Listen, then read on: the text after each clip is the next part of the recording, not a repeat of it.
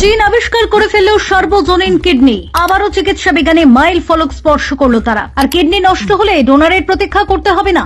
এই কিডনি লাগবে সব ব্লাড গ্রুপের মানুষের শরীরে। সফলভাবে পরীক্ষা হলো সার্বজনীন কিডনির। কিভাবে অসম্ভবকে সম্ভব করলো তারা? এক দশকেরও বেশি সময় ধরে নিরলস গবেষণার পর বিজ্ঞানীরা অবশেষে কিডনি প্রতিস্থাপনের ক্ষেত্রে এক বিশাল সাফল্যের দ্বারপ্রান্তে পৌঁছে গেলেন। এবার এমন এক প্রযুক্তি এসেছে যার মাধ্যমে যে কোনো রক্তের গ্রুপের দাতার থেকে নেওয়া কিডনি অন্য রক্তের গ্রুপের রোগীর শরীরে প্রতিস্থাপন করা সম্ভব হতে পারে। এটা যদি বাস্তবে প্রয়োগ করা যায় তাহলে কিডনি ট্রান্সপ্লান্টের জন্য যাদের বছরের পর বছর অপেক্ষা করতে হয় তাদের জীবনে কিন্তু আসবে এক নতুন আশা। এই গবেষণাটি করেছেন কানাডা ও চীনের একদল বিজ্ঞানী। তারা একসঙ্গে কাজ করে তৈরি করেছেন এক বিশেষ ধরনের সার্বজনীন কিডনি বা ইউনিভার্সাল কিডনি। এই কিডনি তত্ত্বগতভাবে যে কোনো রক্তের গ্রুপের রোগীর শরীরে কাজ করতে পারে। পরীক্ষামূলকভাবে এটি প্রতিস্থাপন করা হয় এক ব্রেন ডেড দাতার দেহে, প্রাপকের পরিবারের অনুমতি নিয়ে। আর আশ্চর্যের বিষয় হলো এই কিডনি কয়েকদিন সম্পূর্ণ কার্যকরভাবে কাজ করেছে। গবেষক দলের সদস্য ইউনিভার্সিটি অব ব্রিটিশ কলাম্বিয়ার বায়োকেমিস্ট স্টিফেন উইদার্স বলেন, মানব দেহে এই ধরনের সাফল্য আমাদের ভবিষ্যতের জন্য এক নতুন দিগন্ত উন্মোচন করেছে। তিনি আরো বলেন, এটা ভবিষ্যতে চিকিৎসা বিজ্ঞানে এক অসাধারণ দিক নির্দেশনা দিচ্ছে। সাধারণত ও গ্রুপের রক্তের রোগীদের জন্য কিডনি পাওয়া সবচেয়ে কঠিন, কারণ ও টাইপ কিডনি প্রায় সব রক্তের গ্রুপের দেহে কার্যকরভাবে কাজ করতে পারে, তাই এর চাহিদা সবসময় সবচেয়ে বেশি।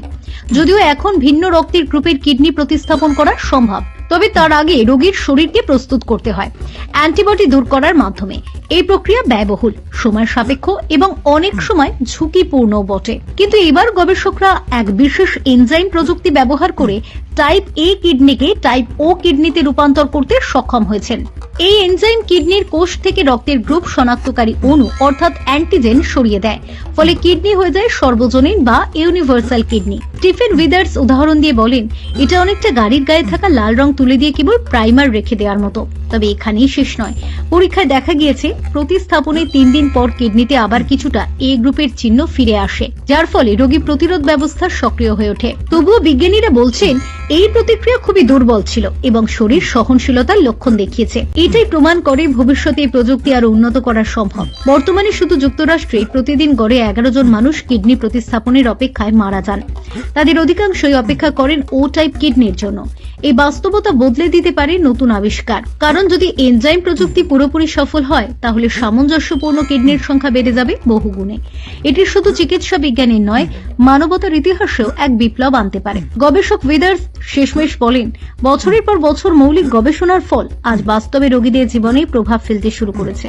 এটাই আমাদের সবচেয়ে বড় অনুপ্রেরণা। এই গবেষণা যদি ভবিষ্যতে সফলভাবে প্রয়োগ করা যায় তাহলে কিডনি প্রতিস্থাপনের জন্য অপেক্ষমান হাজার হাজার মানুষের জীবনে আসবে নতুন আলো। আর এই সাফল্য হবে মানবতার জয়ের এক অনন্য অধ্যায়।